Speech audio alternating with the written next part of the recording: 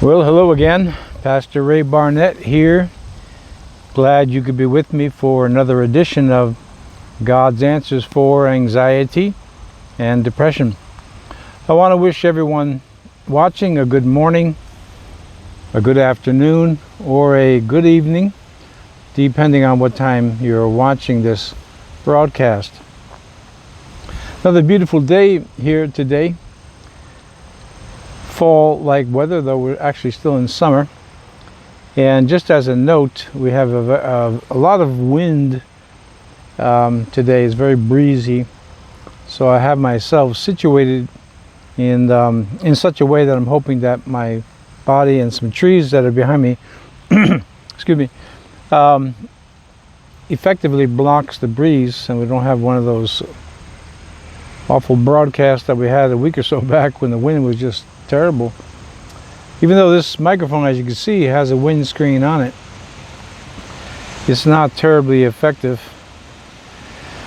In any case, excuse me, I'm just hoping that things work out okay for this broadcast, because the topic that I have, we're going to still talk about strongholds, pulling down strongholds of thinking, but I'm going to zero in on one point, and it is a very important. I know I say that quite frequently, but this particular stronghold that I want to talk about today is the one that affects you more than any other one, and it is frustration. Again, on the surface, it may not seem to be too profound, but as we go into it, hopefully you'll begin to see and then to understand how frustration plays a part in your life, in perpetuating symptoms, keeping them going, initiating symptoms, and so on. So let's take a look at what is frustration. Frustration, by definition, is either anger or discouragement that comes from an unfulfilled desire, or from some area of our life where we were expecting a certain outcome and the outcome turned out totally different. And depending on how much weight you put on that expectation, whatever it may be, that will of course cause your frustration level to be higher or lower. So the last 3 days, Wednesday, Thursday, today is Friday, I've been talking to you about strongholds in the mind, pulling them down. Yesterday I was sharing with you how we got to bring our thoughts through a filter, the filter of faith in God, faith in, well, I could say it, faith in even what I'm teaching you, that it actually does work, rather than bringing it through the filter of fear, the filter of anger, where it comes out on the other end with anxiety and depression and so on. We want to be able to change the filter. And as I tell you all the time, expressing these principles is actually the easy part. The difficult part is in putting them to practice. Okay, so as you know, I go over with you certain principles or statements that I make again and again, so it's not forgotten, so that you're not discouraged, which leads to frustration, and become more symptomatic than you already are, or you develop symptoms that you didn't have before. Remember, I taught you that with nervous conditions, you can have your old symptoms perpetuating or perpetuated and continuing, growing worse. But you could also develop new symptoms that you haven't had before. That's how it works with the nervous system and nervous symptoms. So let's talk a little bit about frustration, or let me talk to you rather about frustration. And what does it mean? And more specifically, what does it mean to you suffering from nervous symptoms, depression, anxiety attacks, panic attacks? What part does frustration play? Well, let's take a look at the definition once again. Frustration is really an offshoot of anger.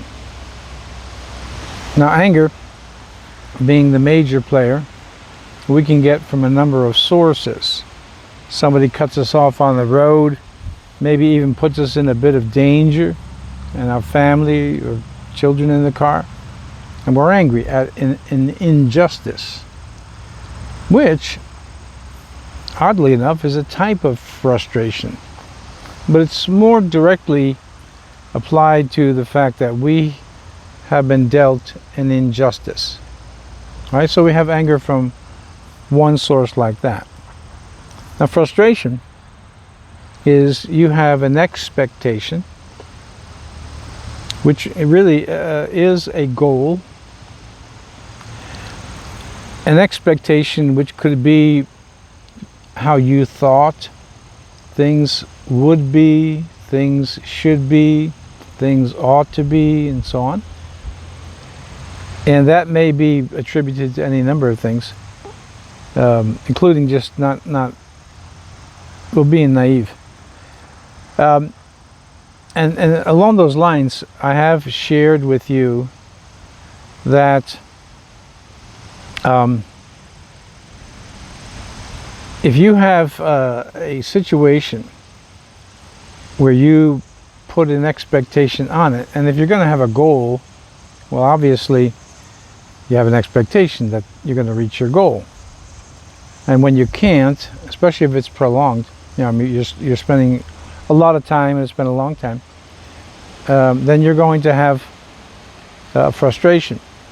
But I have shared with you in the past that the sooner that we can accept life as it is in reality, rather than the way we think it should be, the way we thought it was going to be, the way we've always pictured it, and so on, the sooner you can accept life the way it is, the quicker you can get to a place of rest and of peace. Doesn't mean that the problem's going away. Doesn't mean that you're not going to still struggle, but you can do it in a much more relaxed frame of mind if you're willing to accept it. People have a lot of problems when they're just simply unwilling to accept things the way they are. Now, I got to go a little further with this as well. Okay, so we have things as they are. A source of frustration when we don't accept it. But there's something else too that is in direct correlation and directly in line with the serenity prayer that so many people use, specifically in alcohol and drug rehabilitation and other organizations. God, grant me the serenity to accept the things I cannot change, the courage to change the things that I can, and then the wisdom to know the difference. So I'm primarily concentrating on the first premise or the first principle of the serenity prayer. God, grant me the serenity to accept what I cannot change. Now, just so that this is a completed thought, when there's something that is in your life that's frustrating you, causing you stress, and you can change it, then you have to have courage to be able to go out and say, well, this is a source of frustration, stress, source of anger, and I really haven't addressed it. So in other words, you're not faced with something, you're not faced with a situation or an event in life that you cannot change. Now today is, again, blue skies mostly, some clouds. I mean, it's a sunny day. And I guess I wouldn't want to change that. But if it was, the weather was otherwise and not to my liking, I could get very frustrated over the weather conditions, and many people do, when they're not able to reason or to rationalize that there's nothing you can do other than prayer to change the weather. And so people, you know, they go around and they're very angry, and they're very frustrated and so on. But there's nothing that you can do about the weather. Okay, that's one example. And there are so many things in this life that we really have no control over whatsoever, again, other than prayer to God, who does have control over everything. But that being an exception, and that being said, the prayer, the serenity prayer, God grant me the serenity to accept the things I cannot change. Now, let's get to the second part of courage.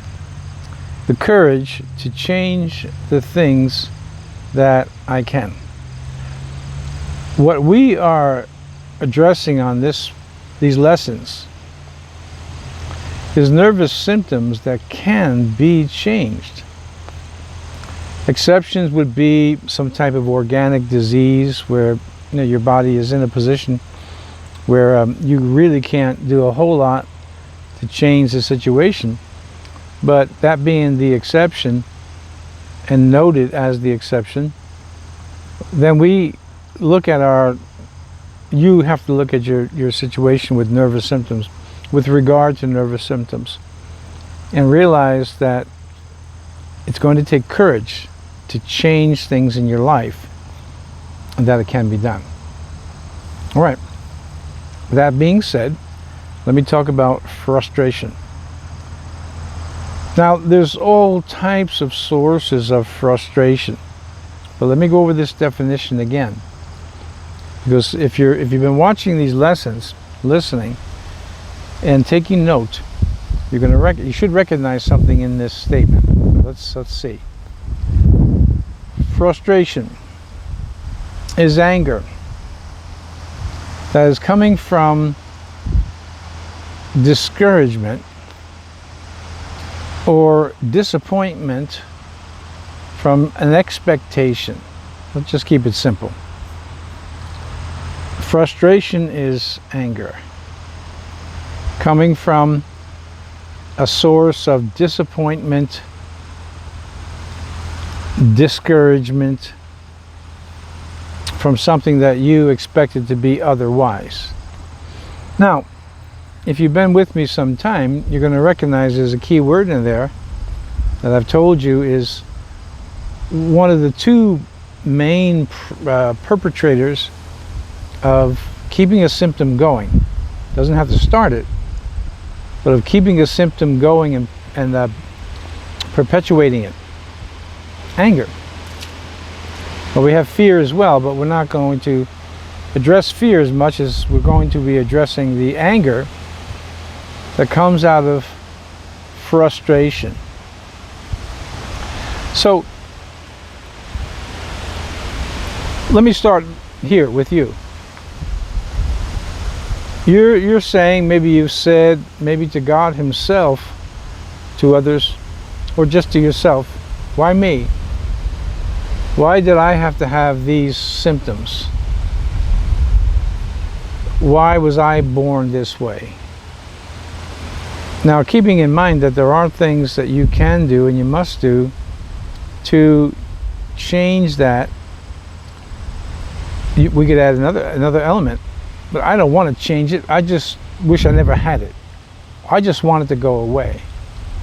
Okay, so what we're adding here is more fuel to a fire that's already burning, and making the matters worse. The frustration not being properly dealt with is making you even more angry. Now, that's what frustration is. It's a form, it's in the family of anger. Anger being, let's say, right at the top. That's the king. Frustration is right down here somewhere. It's also on the board. It's a player that's related to anger.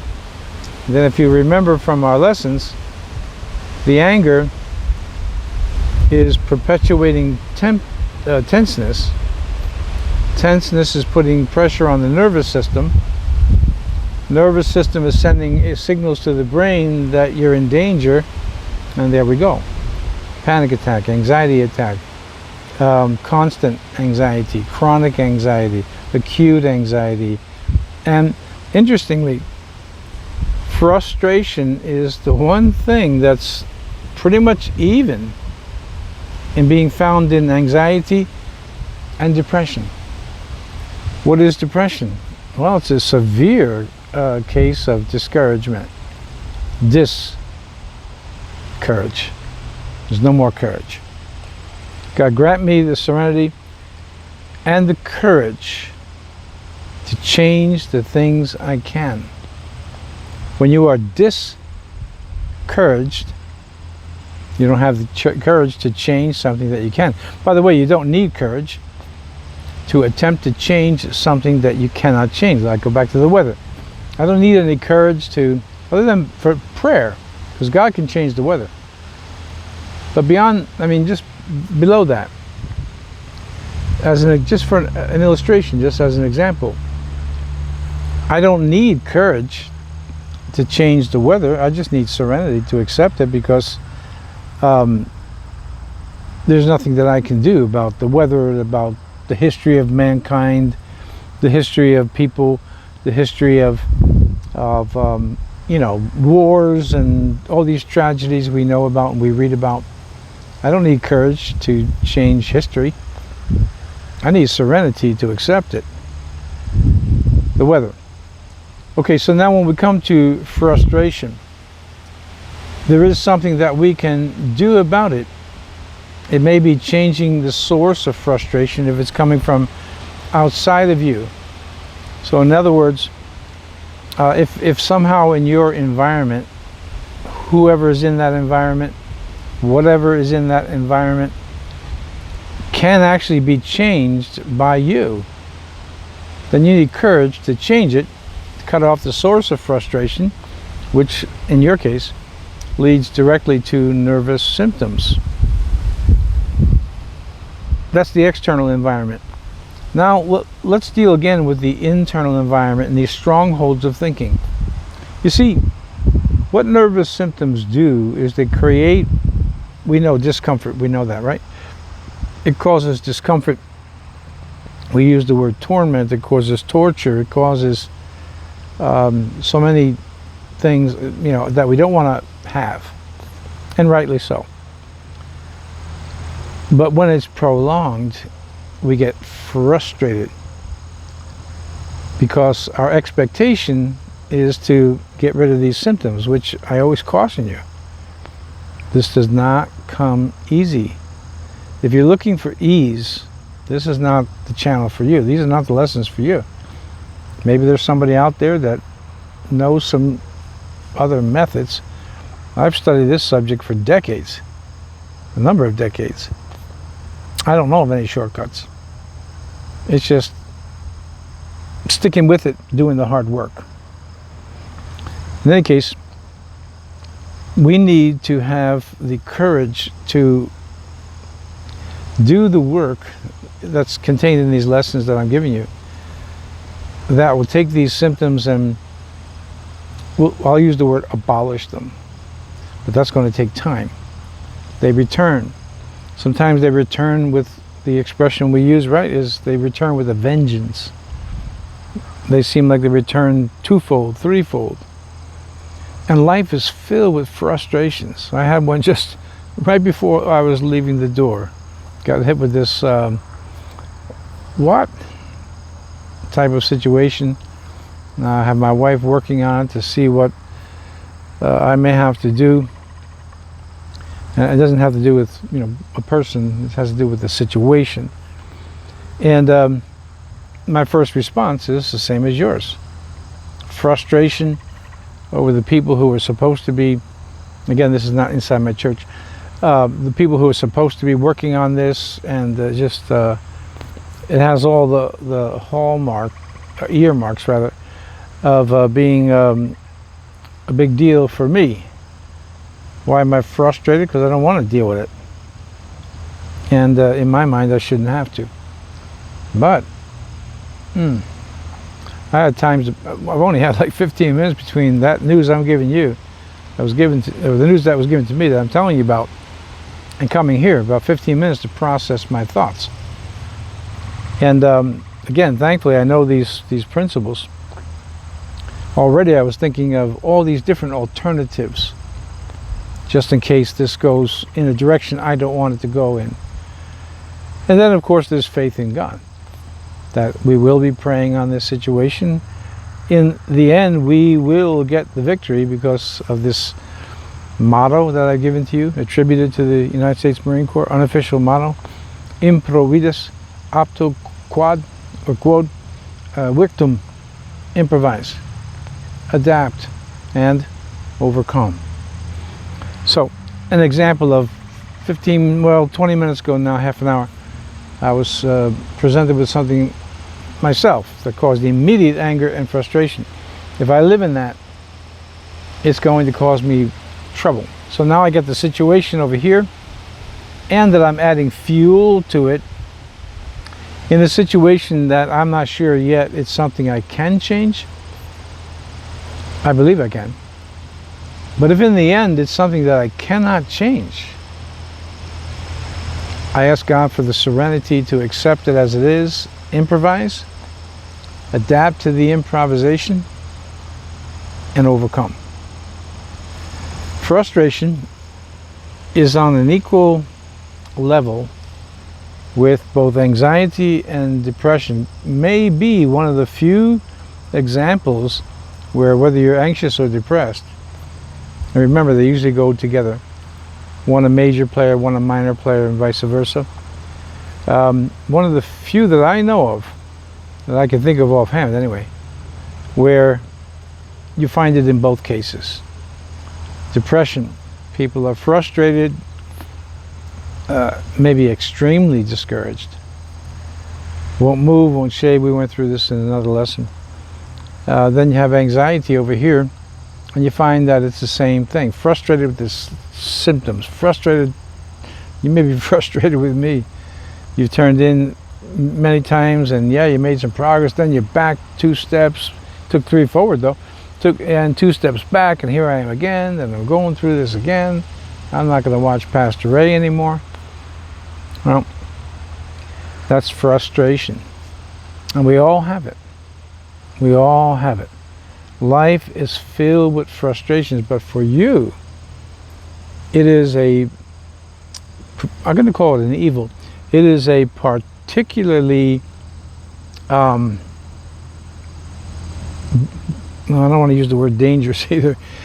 It is a particularly, what is the word I'm looking for? It's right on the tip of my tongue. Well, I'll choose noxious. It's a particularly noxious element that you cannot afford. Frustration is going to come. Outer environment, inner environment, symptoms are returning. Nobody was even around. Problems coming from home, children, work, all of the above, and then you get the symptoms. But frustration is still anger. And with that anger, as long as it's prolonged, it's going to perpetuate your symptoms or cause them. And as hard and as difficult as it may be, in my particular case that I just gave you, this example that I just gave you, which I can't go through the details of it, I'm totally in the clear. And so are the people that are involved on my side. There's nothing there.